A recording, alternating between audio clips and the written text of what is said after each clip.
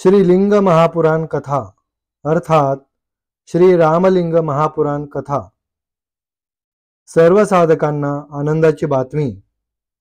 भगवान राम, कृष्ण, छत्रपती शिवाजी महाराज यांनी पूजलेले समाजाचे कल्याण करणारे शिवलिंग याविषयी अत्यंत दुर्मिळ, कधीही न ऐकलेली सत्य कथा म्हणजे श्री लिंग महापुराण कथा अर्थात श्री रामलिंग महापुराण कथा।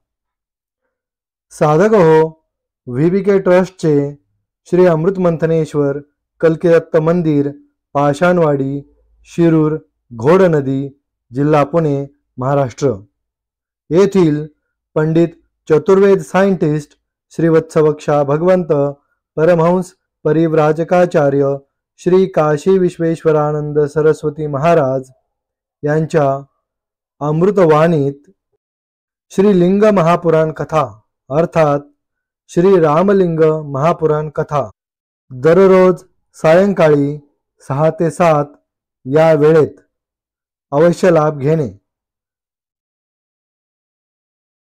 ओम वक्रतुंड महाकाय सूर्यकोटि समप्रभ निर्विघ्नं कुरु मे देव सर्वकार्येषु सर्वदा।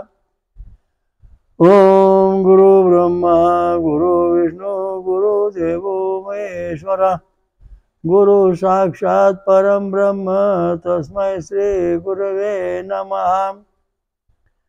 ओम दत्त दत्त राम राम ओम दत्त दत्त राम राम ओम शिव शिव श्याम श्याम ओम शिव शिव श्याम श्याम ओम शांताकारं भुजगशयनं पद्मनाभं सुरेशं ओम विश्वाधारं गगनसदृशं मेघवर्णं शुभांगनं ओम लक्ष्मीकान्तं कमलनयनं योगहृदानगम्यं वन्दे विष्णु भवभयहरं सर्वलोकैकनाथं। ओम शांति शांति शांति। प्रवचनाप्रमाणे श्री लिंग पुराण, लिंग महापुराण अर्थात श्री रामलिंग महापुराण कथा आपण आज पुढे पाहणार आहोत। आता आपण म्हणतो हा ब्रह्मा विष्णू महेश या देवाबद्दल महत्त्वाचे मुद्दे काय आहेत? हे देव आलटून पालटून जगामध्ये जन्म घेतात, अवतार घेतात, तरी त्यांना जे चिन्ह आहेत ते नष्ट होत नाही। उदाहरणार्थ वत्सवक्ष भगवंत, महाविष्णू नारायण, राम, कृष्ण किंवा निर्णय योगात जरी या परमात्मा अवतार घेतला तरी त्याचं छातीवर असणारं चिन्ह नष्ट होत नाही आणि त्या दृष्टीने हा पक्का देव। सगळ्या देवांना किती शक्ती आहे, ह्या देवाला किती शक्ती हा प्रश्न आहे। अनेक देवांनी स्वरूप दाखवले आहेत, परंतु विश्वस्वरूपाचा दोनातला मूळ देव आहे तो एकच आहे। तर त्याची नक्कल करून काय लोक आपलं मोठेपणा दाखवतात, हा विश्वरूप आहे, असं होऊ शकत नाही। याचं कारण आहे वत्सवक्षा भगवंत आदि नारायण, राम, श्रीराम, श्रीकृष्ण, कल्किदत्त हे जे चिन्हधारक आहेत, सत्य पुरावा घेऊन पृथ्वी आलेत, हा हिंदू धर्मातला मुख्य सनातन धर्माचा पुरावा आहे। उद्या कोणी जरी स्वतः देव म्हटलं तरी ते मान्यता होऊ शकत नाही, कारण पृथ्वीवर तुम्ही देव होणार, मोठे पुढारी बनणार, लोकांना प्रमाण स्वर्गात जागा नाही मिळणार। कारण का? तर तुम्हाला शिक्का नाही, श्रीवत्सलांचा जो शिक्का आहे तो पाहिजे आणि त्या देवाची भक्ती केली तर आपलं कल्याण आहे। तसं नाही, तो शंकर, तोच ब्रह्मा, तोच विष्णू। निर्णय योगात काय सांगितले बघू आपण, सुरू करू। निर्णय कल्पामध्ये तिन्ही देवांचे परस्पर प्रगट होणे, ब्रह्मामार्फत परमेश्वराची महेश्वराची नामाष्टक स्तुतीचे वर्णन याच्यामध्ये केलेलं आहे। इंद्र म्हणाले तत्पश्चात 1000 चतुर्योगाचे व्यतीत झाल्यानंतर प्रभात काळी भगवान ब्रह्माने नष्ट झालेले प्रजांचे पुन्हा पूर्ववत सृजन करायला सुरुवात केली. हे विप्रेंद्र, इस प्रकार ब्रह्माचे पदार्थात दुसरा समय संपल्यानंतर पृथ्वी जलामध्ये, जल अग्नीमध्ये, अग्नी वायूमध्ये आणि वायू आकाशात आपली आपली तन्मात्रा सहित व्याप्त होतात. हे द्विश्रेष्ठ 10 इंद्रिय मन तथा तन्मात्रा अहंकाराला प्राप्त करून तत्लक्षण त्यामध्ये विलीन होऊन जातात. अहंकार त्या महत्ला व्याप्त करून तथा महत सुद्धा अव्यक्तला व्याप्त करून त्या क्षणामध्ये विलीन होऊन जातो. हे द्विज, अव्यक्त सुद्धा आपले गुणापासून 7 महेश्वरात समावित होऊन जाते.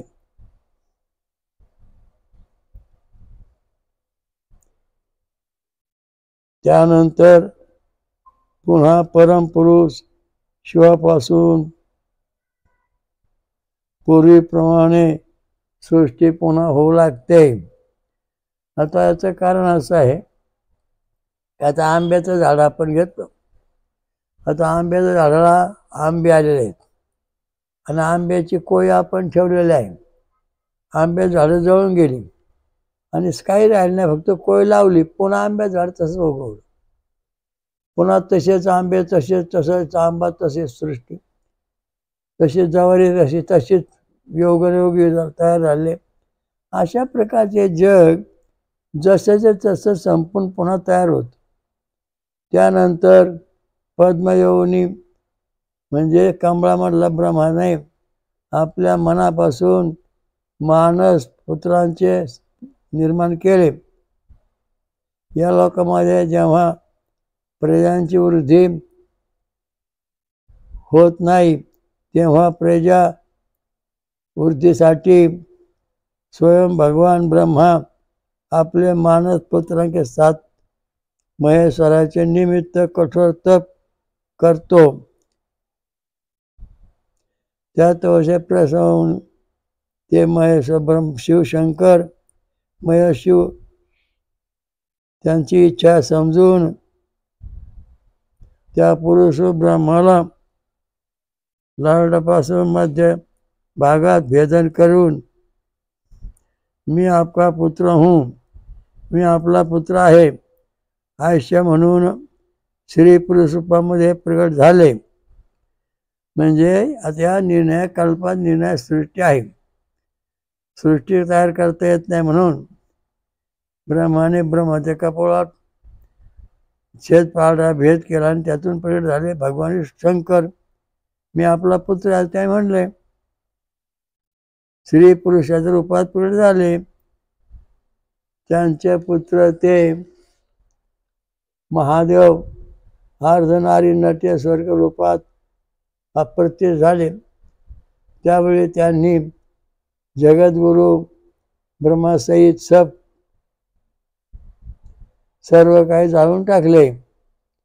त्यानंतर शिवाने समग्र जगाची बुद्धीपासून साठी योग मार्फत कल्याणमयी अर्धमात्रा स्वरूपणी आपली अर्धांगिनी परमेश्वरके 7 संसर्ग केले.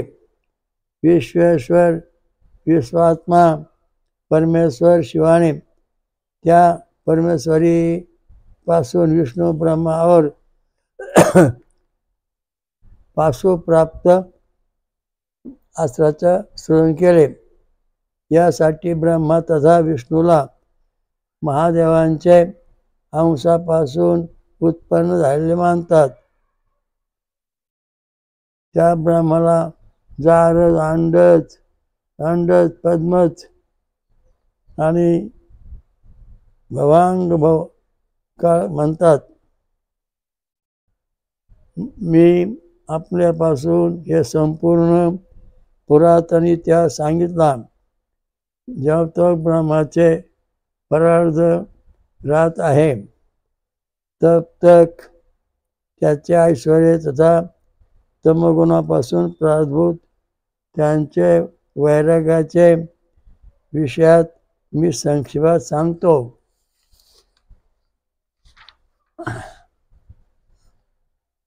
भगवान नारायण सुद्धा आपले शरीराचे दोन भागामध्ये विभक्त करून आपल्या अंगापासून संपूर्ण चराचर सृष्टी केली. त्यावेळी त्यांनी ब्रह्माचं पूजन सृजन केले. पितामह ब्रह्माने रुद्र का सृजन केले. हे मुने दुसरे कल्पामध्ये रुद्राने विष्णू ब्रह्मा और ईश्वर शिवाचे उत्पन्न केले. हे मुने तर दुसरे कल्पात हरी विष्णूने ब्रह्माला सृजन केले, निर्माण केले. पुन्हा दुसऱ्या कल्पात ब्रह्माने नारायणला और फिर पुन्हा रुद्राने ब्रह्मा सृष्टी केली. तत्पश्चात हा जन्मा भगवान ब्रह्मा हा संसार दुःखरूप आहे असे सोचून सृष्टिकार्य सोडून करून आपल्या आत्मतत्वात अव्यवस्थित कर प्राण संचार को विरुद्ध करून पाषाण की भांति अचल होकर 10,000 वर्ष तक समाधी स्थित राहिले. आता या ठिकाणी महत्त्वाचा मुद्दा आलाय. ही पाषाणवाडी आहे. इथपण पाषाण की भांति पाषाणा समान अचल होऊन 10,000 वर्ष ब्रह्मदेवाने या जागेमध्ये कल्की मंदिरात तप केले. हे तर सिद्ध झालं का जेव्हा पाषाण येईल तर त्यावेळेला या संदर्भाची गोष्ट इथं लागू होती. 2 परार्ध वर्ष इथे जगातले पहिले ब्रह्मदेव राहत होते. त्याचं इथं आपण मागे सांगितलेलं आहे. त्यावेळेस त्यांच्या जो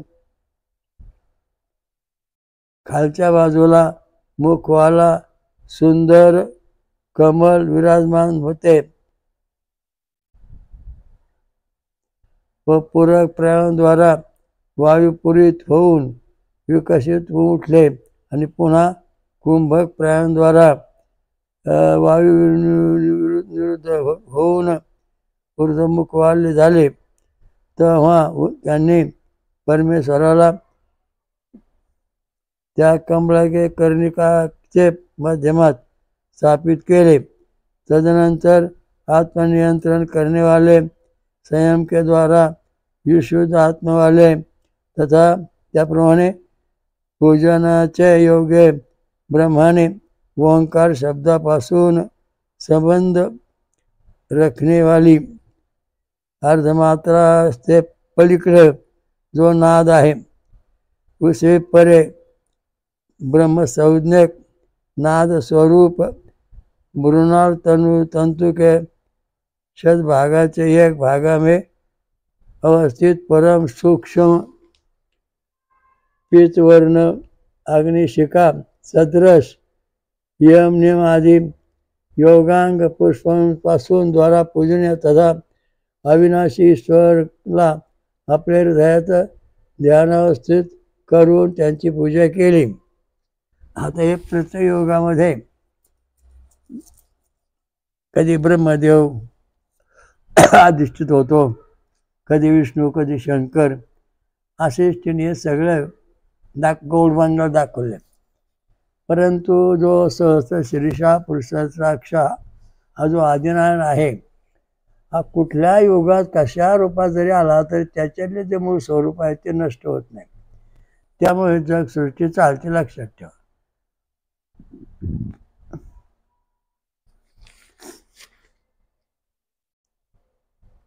तेव्हा हृदय कमळात विराजमान राहणारे त्या ब्रह्मापासून अंशापासून जायमान सर्वापी रुद्र त्यांचे लाटाचे भेदन करून पितामहापासून उत्पन्न झाले.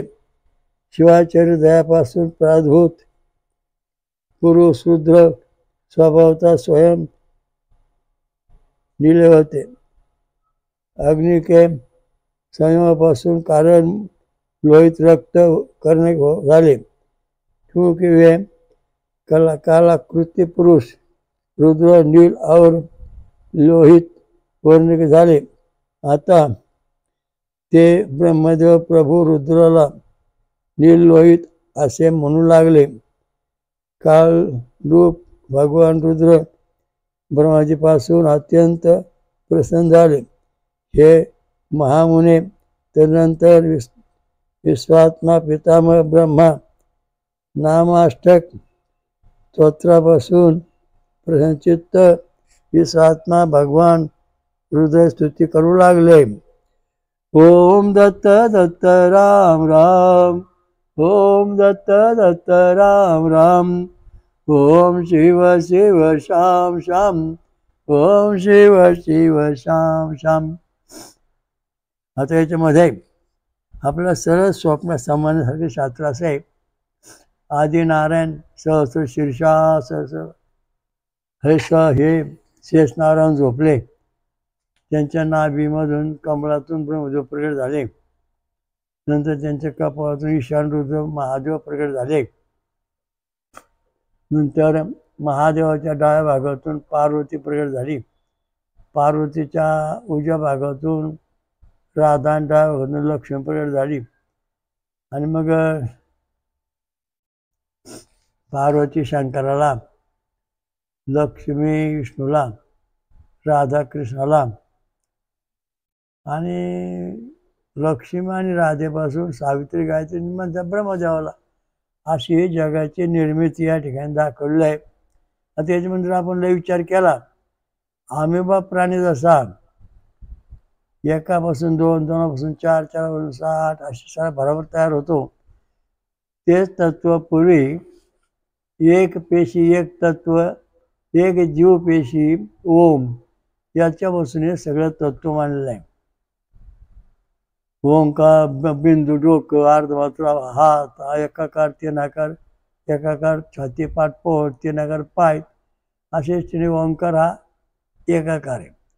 मग याला ओंकारामध्ये मेंदू हृदय गार हात पाय सगळं दिलं त्यामुळे तो तयार झाला. हा आधी नारायण स्वतः अशा दृष्टीने स्वतः प्रगट झालेला आहे. निर्गुण निराकारामधून सगुणात आला आणि मग त्यांच्यापासून ही आता सांगितल्याप्रमाणे परंपरा निर्माण झाली. अशा दृष्टीने हे जग आहे हे असं चालणार. याचं नाव करीतो त्याचं नाव करीतो त्याचं नाव करीतो. म्हणजे तुमचं समजा आजोबा तुमच्या पोटी जन्म आला पुन्हा आजोबाचा पुन्हा तो मुला पोटी तसं तुम्ही त्याच्या जन्माला आले. म्हणजे हे जसं चक्र चालू आहे नावकऱ्यांचं तशाच प्रकारची या ठिकाणी पण रचना केलेली आहे. त्यामुळं आपला जो खरा देव आहे तो ओम सहस्र शीर्षा पुरुषा सहस्राक्षा पात समूर्त्या दशांगुलम याला सोडायचं नाही. हाच ब्रह्मा विष्णू आणि शंकर शिवलिंग आहे. हे महत्त्वाचा मुद्दा लक्षात ठेवायचा. म्हणजे आपल्याला या पुराणातल्या ज्ञानाचा पासून गोंधळ डोक्यात होणार नाही. आता निर्णय कल्पात यांनी अवतार घेतले. पिता म्हणाले हे भगवान हे रुद्र हे भास्कर आम्ही तेजस्वी आपला नमस्कार आहे. आंबुमय तथा रस स्वरूप आपण भगवानला नमस्कार आहे. गंधमय पृथ्वीरूप सर्वाला नित्य नमस्कार आहे. स्पर्श गुणयुक्त वायुरूप ईशाला वारंवार नमस्कार आहे. आम्ही तेजस्वी अग्नी रूप पशुपतीला नमस्कार आहे. शब्द तन्मात्रावाले व्योम रूप आपण भीमाला नमस्कार आहे. आपण अमृतमय चंद्र स्वरूप महादेवाला नमस्कार आहे. ते महत्त्वाचा मुद्दा आला आहे. हे भगवान आपण अमृतमय चंद्रस्वरूप महादेवाला नमस्कार आहे.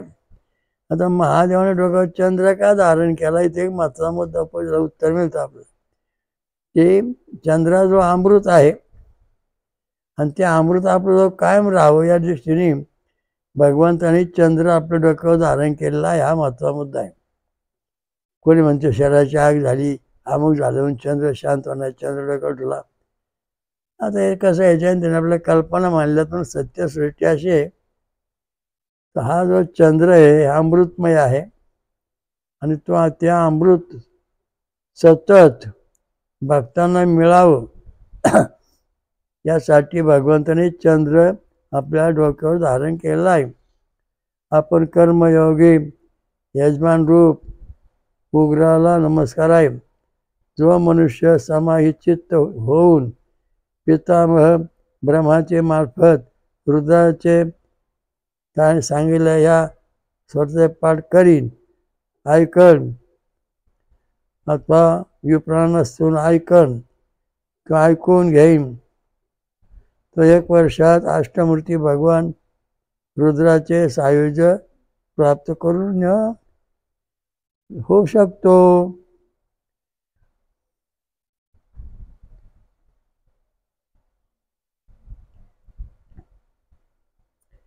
म्हणजे या ठिकाणी परिस्थिती अशी आहे की अष्टरूप आहे भगवंताचं आणि त्या अष्टरूपाला आपलं प्राप्त करायचं. 1 वर्षभर भगवंताचं सतत नामस्मरण करून 1 वर्ष अभ्यास करायचा, पाणी घालायचं, पूजा करायची, नामस्मरण करायचं, होमाहवन करायचं, त्यामुळे आपलं प्राप्त होईल.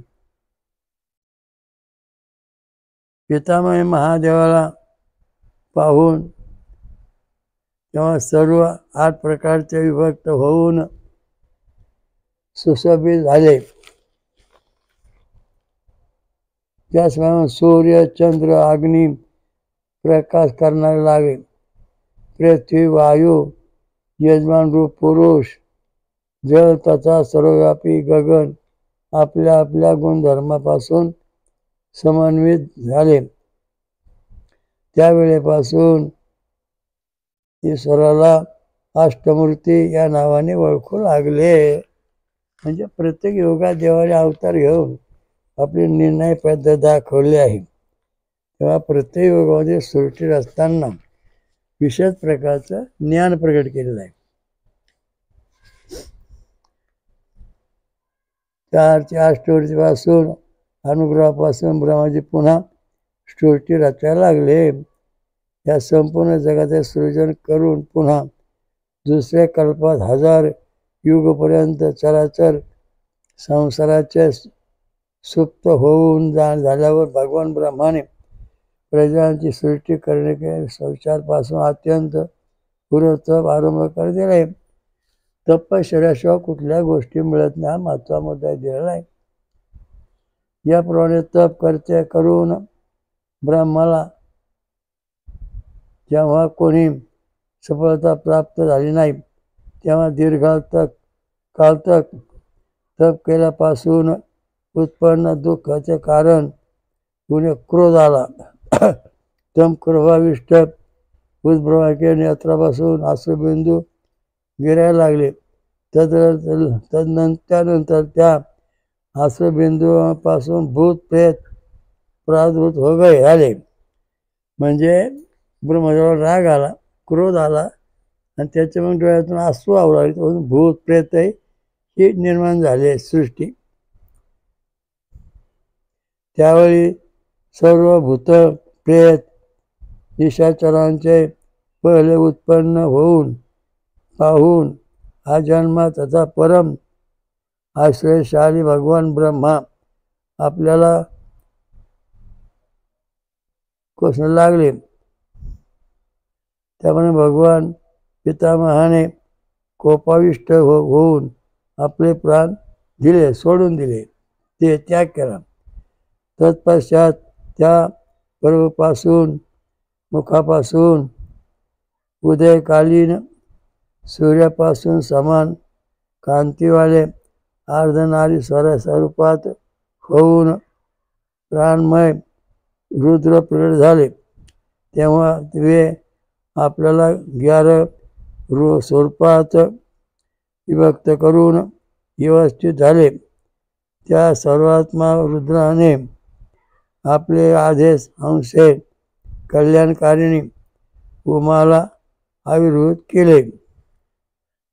अर्धनाट्य निर्माण झाले. तत्पश्चात उमाने लक्ष्मी, दुर्गा तथा श्रेष्ठ सरस्वतीला सृजन केले.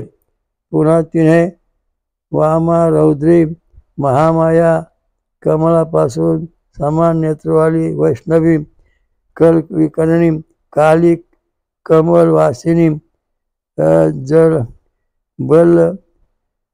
बलविकारिणी देवी, परमथिनी, सर्वभूत दमनी,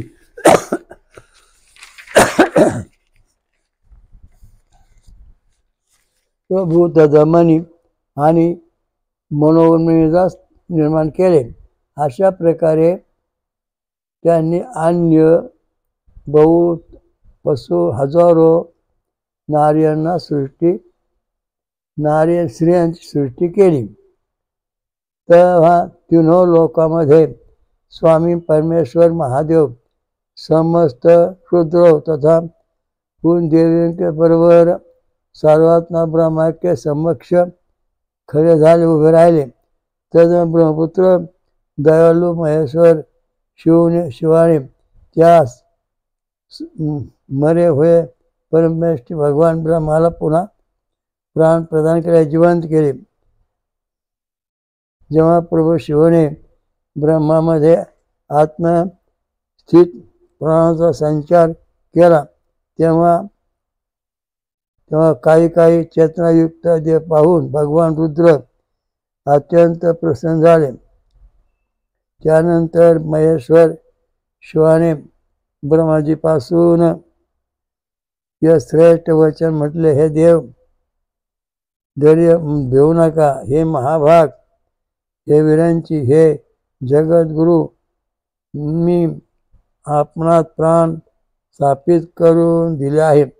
आता हे प्रभू, आता उठा. म्हणजे ब्रह्मदेवाला शंकराने उठवले.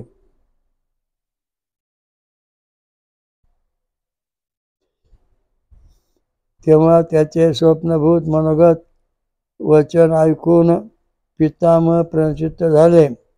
त्यानंतर लब्ध प्राण ब्रह्मजीने आपले खिले हुए कमलापासून समान नेत्रापासून महेश्वराला पाहिले. बहुत समय तक वेळेपर्यंत त्याला पाहत राहिले. त्यानंतर भगवान ब्रह्माने उठ करून दोन हात जोडून स्नेहयुक्त गंभीर वाणीत त्यांना म्हटले, हे महाभाग, आपण माझे मनाला आनंदित केले आहे. एकाच रुद्रामे प्रतिष्ठित अष्टमूर्ती आप कौन है? तेव्हा आपण काय आहेत? इंद्र बोलले. इचे वचन ऐकून देव शत्रूंचा संहार करणारे महेश्वर, देवांचे शत्रू आहे त्यांना मारणारे भगवान शंकर महेश्वर आपल्या सुखप्रद हातापासून ब्रह्माजीला स्पर्श करून त्यांना म्हणाले, श्री शंकर म्हणाले,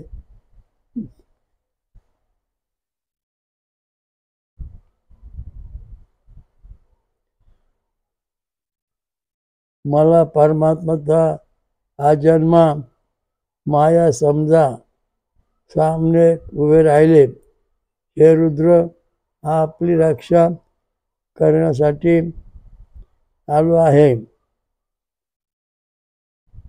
तर त्या देवादेव को प्रणाम करून ब्रह्माने हात जोडून संपूर्ण गदगद वाणी से म्हणाले, हे भगवान, हे देवदेवेश, मैं दुःखापासून अत्यंत व्याकुळ आहे. हे ईशान, हे शंकर, मला या संसार युक्त करण्यापासून आप समर्थ करा. तत्पश्चात पितामह ब्रह्माची ही भाषण ऐकून हसून सर्वव्यापी तथा जगताचे स्वामी उमापती भगवान शिव रुद्र त्या भगवती उमाचे 7 अंतर्धान पावले. इंद्र बोलले, हे पिता शिलादाता, समर्थ लोकात योनी तथा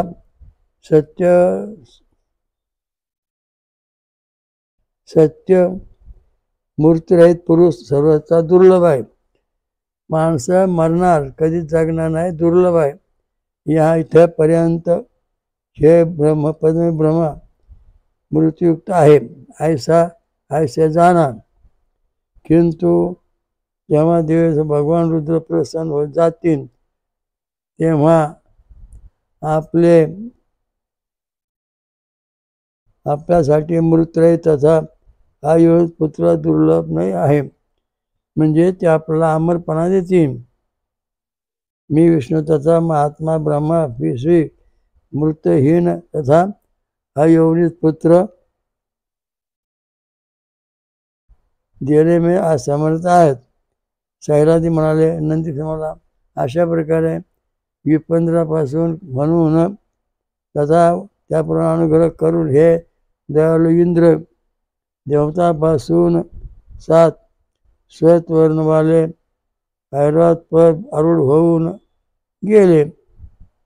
ओम दत्त दत्त राम राम, ओम दत्त दत्त राम राम, ओम शिव शिव शाम शाम, ओम शिव शिव शाम शाम, ओम दत्त दत्त राम राम, ओम दत्त दत्त राम राम, ओम शिव शिव शाम शाम, ओम शिव शिव शाम शाम, ओम दत्त दत्त राम राम, ओम दत्त दत्त राम राम, ओम शिव शिव शाम शाम, ओम शिव शिव शाम शाम, ओम दत्त दत्त राम राम, ओम दत्त दत्त राम राम, ओम शिव शिव शाम शाम, ओम शिव शिव शाम शाम. ब्रह्मा विष्णू, हे ब्रह्मा विष्णू महेश हे 3 देव जे आहेत हे प्रत्येक युगात जन्मतात. आता हे 3 युगात हे 3 देव सारखे जन्मतात. तर देवी महाभागवत पुराणामध्ये मणिद्वीप नावाचं क्षेत्र आहे. तेव्हा आपल्या 3 ब्रह्ममहेशला आनंद झाला, गर्व झाला की आपण प्रत्येक युगात उत्पन्न होऊन जगसृष्टीचं पालन करतो, जगसृष्टी निर्माण करतो आणि आपली कामं अनंत कोटी वर्ष अशी चालू राहणार आहेत. मागं होती, आता पुढं पण, आता पण अनंत कल्प होऊन गेली, त्यांचं गणित करता येत नाही, पुढं होऊन जातील, तरी आपणच श्रेष्ठ आहोत असा यांना थोडा अहंकार झाला. तेव्हा विष्णुलोक, स्कंदलोक, त्यावर पार्वती, महापंचसागरी लोक आणि रुद्रलोक अशी परमाण. त्याच्या पुढं पर्याय म्हणजे ब्रह्म, सहसा स्त्रीशा पुरुषा आपण असे राहतो. तर ह्या देवांना बोलवलं तर आपले 3 ब्रह्मा विष्णू महेश हे 3 मणिद्वीपमध्ये गेले आणि तिथं जाऊन बसले. 5-10 मिनिटामध्ये पुन्हा 3 आले, पुन्हा 3 आले, असे करता करता अनंत कोटी असे 3 आले. तेव्हा आपल्या ब्रह्मदेवाने यांनी विचारलं आदिमायाशक्ती महापंचसागरेश्वरी मातेला, पार्वतीला विचारलं की हे कोण आहेत सगळे. तिने सांगितलं या जगामध्ये अनंत कोटी ब्रह्मांड आहेत आणि अनंत कोटी ब्रह्मांडामध्ये हे देव राहतात. प्रत्येक ठिकाणी ब्रह्मा विष्णू महेश आहेत.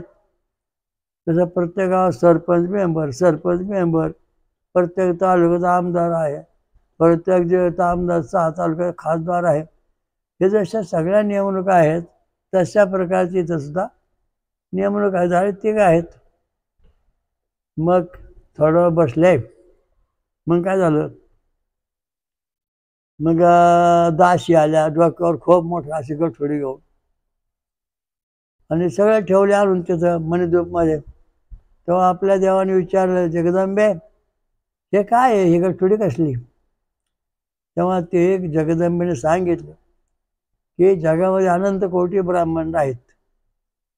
जसे द्राक्षला घड येतात, द्राक्षावीला घड येतात, तशा प्रकारचे अनंत कोटी ब्रह्मांड आहेत. आणि प्रत्येक ब्रह्मांडामध्ये ब्रह्मा विष्णू आहेत. आणि प्रत्येक ब्रह्मांड जीवसृष्टी जशी तशी आहे. मग आता हे काय झालं, ते म्हणले नदीला पाणी आलं, आणि पाणी आल्यानंतर सगळे मासे नदीमध्ये व्यवस्थित होते. पण नदीचं पाणी आटलं, मग त्यामुळं ते मासे मरायला लागले. मग त्या डबक्यातले मासे धरून दुसऱ्या नदीच्या डबक्यात सोडले, तेव्हा ते जगले. त्याप्रमाणे ही अनंत कोटी ब्रह्मांड आहेत. एका सेकंदाला म्हणजे अल्प काळात अनंत कोटी ब्रह्मांड प्रकट होतात. एका ब्रह्मांडाचं अनंत कोटी वर्ष आयुष्य आहे. आणि एका क्षणामध्ये अनंत कोटी ब्रह्मांड नाश पावतात. जे ब्रह्मांड नाश पावतात त्या ब्रह्मांडामध्ये तिथले सगळे जीवसृष्टी, सगळे जीव या पेशीत भरून आणलेले आहेत. आणि आता ज्या ठिकाणी दुसऱ्या जगात ब्रह्मांडामध्ये जिथं जीवसृष्टी होणारी वातावरण असन तिथे सगळे जीव सोडून द्यायचे. हा कार्यक्रम नित्य नियम चालू आहे. तेव्हा तिथले सगळे गठले उचलले आणि अनंत कोटी ब्रह्मांडामध्ये त्या सगळ्या दाशी इकडे एक तिकडे एक तिकडे एक. ज्याप्रमाणे पाऊस झाला की आपण पेरणी करतो, पीक उगवतं, पण जिथं पाऊस झाला तर पेरणी करीत नाही, पीक येत नाही. तशा प्रकारे ज्या ग्रहावर, ज्या जगामध्ये ब्रह्मांडामध्ये सृष्टी निर्माण होण्याचं वातावरण आहे त्या ठिकाणी हे सगळे जीव सोडले जातात. आणि मग पुन्हा तिथं जीवसृष्टी तंतोतंत निर्माण होते. म्हणजे हा जो सनातन आपला धर्म आहे, ही देवी महापंच सागरी सूर्याची माता आहे, ती नष्ट होऊन देत नाही, आदिमाया शक्ती पार्वती. तर या दृष्टीने हा मात्र मुद्दा आहे. हिंदू धर्मातले जे सगळे जीव आहेत, गायी पशु पक्षी, हिंदू धर्मातले जे मानव आहेत त्यांचे जे जीव आहेत सगळे ते ह्या ब्रह्मांडातून त्या ब्रह्मांडात सोडले जातात. पण जे हिंदू धर्माचे लोक नाहीत त्यांना पण याच्याहून जेव्हा हिंदू धर्मात स्वीकार करतील तेव्हा पण त्यांना वर घेऊन दुसऱ्या ब्रह्मांडात सोडलं जातं. जातीभेद केला जात नाही. त्या ठिकाणी महत्त्वाचा मुद्दा आहे. डबक्यात जसे बारीक छोटे मोठे मासे असतात तशा प्रकारचे सगळे ह्या ब्रह्मांडातून त्या ब्रह्मांडात. कुठं पाऊस झाला हो, शेजारच्या गावात, तिथे पेरणी चालू झाली, आपला पाऊस झाला का नाही, मग आपलं पेरणी नाही. तशा प्रकारचे अनंत कोटी ब्रह्मांड आहेत. त्या ब्रह्मांडामध्ये जिथं सृष्टी निर्माण होईन तिथं हे जीव सोडले जातात आणि तिथं मग पुन्हा सृष्टी निर्माण होते. मग तिथं सनातन धर्म पुन्हा चालतो. सनातनम यनम आहो. हा सनातन जो आहे तो नष्ट होत नाही. म्हणजे अनंत कोटी ब्रह्मांड जरी संपले, अनादि शांत म्हणणारी जी मंडळी आहे, एका ब्रह्मांडाचा अंत होतो, बाकीच्या ब्रह्मांडाचा अंत होत नाही. ते शिल्लक राहतं, ते जीवसृष्टी राहते. त्या ब्रह्मांडाचा अंत राहत दुसऱ्या ब्रह्मांडात ते जीव होतात ते राहतात. जसं आता नदीकडे आपण पाणी आलं नदी म्हणजे आपले घरं बुडाली, आपण घरात पाणी सोडून जाऊन शेती डोंगरावर येऊन घरं बांधून राहिलो. तशा प्रकारचे सगळे जीव जे आहेत हिंदू धर्मातले, ते सगळे जीव ही महापार्वती महापंच सागरी सूर्याची माता आहे. ते सगळे जीव आपल्या हातात घेऊन दुसऱ्या ब्रह्मांडात सोडते. तिचं अखंड कार्य चालू आहे या आदिमाया शक्तीचं. म्हणून हे जे देव आहेत ब्रह्मा विष्णू महेश, यांना आश्चर्य वाटलं की आपण आपल्याच ब्रह्मांडात राहतो. तुम्ही विचारा कोणत्या ब्रह्मांडातून आले, अंड स्वदेचा, तर त्या पद्मयोनी ब्रह्मांडातून आलो. हे आपलं ब्रह्मांड हे पद्मयोनी ब्रह्मांड. बाकी अशी अनेक नाव आहेत. द्राक्षाला ज्याप्रमाणे द्राक्ष वेळेला घडी येतात त्याप्रमाणे अनंत कोटी ब्रह्मांड आहेत. एका एका क्षरामध्ये अनंत कोटी ब्रह्मांड आकाशगंगा तयार होतात. एका एका क्षरामध्ये एका एका ब्रह्मांडाचं आकाश अनंत कोटी वर्ष आयुष्य आहे. आणि पुन्हा एका एका क्षरामध्ये अनंत कोटी ब्रह्मांड नाश पावतात. तेव्हा विचार करा, आपल्या डोक्याच्या बाहेरचं गणित आहे जगदंबा. यामुळे समजायला अवघड आहे. मग तिने सांगितलं अशी अशी होत आहे. मग तिला विचारलं आता हे सगळ्यात जरी जग असलं त्या सगळ्यांचं नियंत्रण करता कोण आहे, त्याचं महत्व काय आहे ते पण आम्हाला सांगा. तेव्हा त्या ठिकाणी सगळे तीन देव उभे राहिले आहेत सगळ्या ब्रह्मांडामध्ये. आणि सांगितलं बा, ज्याला सर्वात श्रेष्ठ देव व्हायचं असेल त्याने उभे राहा आणि त्याला हे देव मतं देतील. मग आपल्या ब्रह्मांडातला आदिनारायण व अक्षा भगवंत उभे राहिले. दुसऱ्या ब्रह्मांडातले अनेक लोक उभे राहिले आणि प्रत्येकाने सांगितलं ज्यांचे महत्व काय सांगितलं. ज्यांना शिक्के आहेत त्यांनी काय सांगितलं आपलं वचन. हे अनंत कोटी ब्रह्मांड आहेत. हे ब्रह्मांड संपल्यानंतर आम्ही पण संपू किंवा दुसऱ्या ब्रह्मांडात जाऊ. मग अशा दृष्टीने सृष्टीचा लय होतो. हे कायम चालू आहे. ब्रह्मा विष्णू तीन देव. मग आपल्या वच्च भगवंताने काय सांगितलं की कुठलाही जीव नष्ट होत नाही आणि त्याला ह्या ब्रह्मांडातून त्या ब्रह्मांडात ठेवून बढती दिली जाते. हा जो मानव आहे तो कालांतराने ब्रह्मदेव होतो. जो ब्रह्मदेव आहे तो विष्णू होतो. जो विष्णू आहे तो महेश्वर साहेबचा पावतो. अशा दृष्टीने आहे. तेव्हा मतदान होऊ द्या. मग पंचमास वगैरे मणिद्वीपामध्ये मतदान झालं. मग श्रीवत्स अक्ष भगवंत आपले जे पद्मविंड महाविष्णू आहेत त्याला सगळी मतं पडली. कारण हा खरा देवाला शिक्का आहे ना. कारण कोणाला शिक्काच नाही. शिक्का आहे म्हणून हा जो कधी जरी कुठे आला तर त्या शिक्का असणार त्याच्या शरीरावरती. म्हणून हा देव असा ओळखला जाईल असं पंचमहासागरेश्वरी मातेने मणिद्वीपमध्ये सांगितलं. ते देवी आपल्या अमृत मंदिर कलिदत्त मंदिरामध्ये स्वयंभू प्रगट झालेले आहे. तीच महिषासुरमर्दिनी शाकंभरी आहे. सर्व जगांचे कल्याण करणारी माता आहे.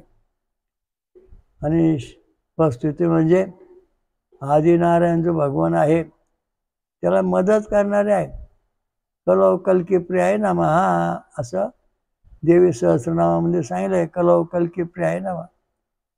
कलियुगामध्ये जेव्हा कल्की अवतार असन होईल त्या ठिकाणी देवी स्वतः प्रगट होऊन त्या कल्की भगवंताला मदत करणार आहे. आणि या ठिकाणी ते सगळं स्वयंभू निघालेलं आहे. त्याची मांडणुका व्यवस्थित केलेली आहे. त्या दृष्टीने हे सगळं सुखरूप आहे. वच्चवक्षा भगवंत हा आदिनारायण परमेश्वर आहे. हे अनंत कोटी ब्रह्मांडातील तीन त्रिदेवांनी शिक्के मारून निवडून दिले. त्यांना मुख्य मानलं म्हणजे श्रीराम श्रीकृष्ण कल्की दत्त आहेत. ओम दत्त दत्त राम राम. ओम दत्त दत्त राम राम. ओम शिव शिव शाम शाम. ओम शिव शिव शाम शाम. ओम स्वयंभू विश्वराजा श्री अमृत मंथनेश्वर कल्की दत्तात्रय की जय. महापल्सरेश्वरी महादुर्गा शाकंभरी की जय. महाब्रह्मऋषि आत्रेय की जय. महासती अनुसया भाता की जय. सर्व देवदेवता की जय. साधु संतन की जय. अपने धर्म की जय हो. श्री गुरुदेव दत्त. ओम शांती शांती शांती. VBK ट्रस्ट ची योजना बेकारी संपविणे. वेदमंत्र आणि रक्तगट प्रचार करा. समाजाकडून मदत होते. जगभर घरोघरी प्रचार करा.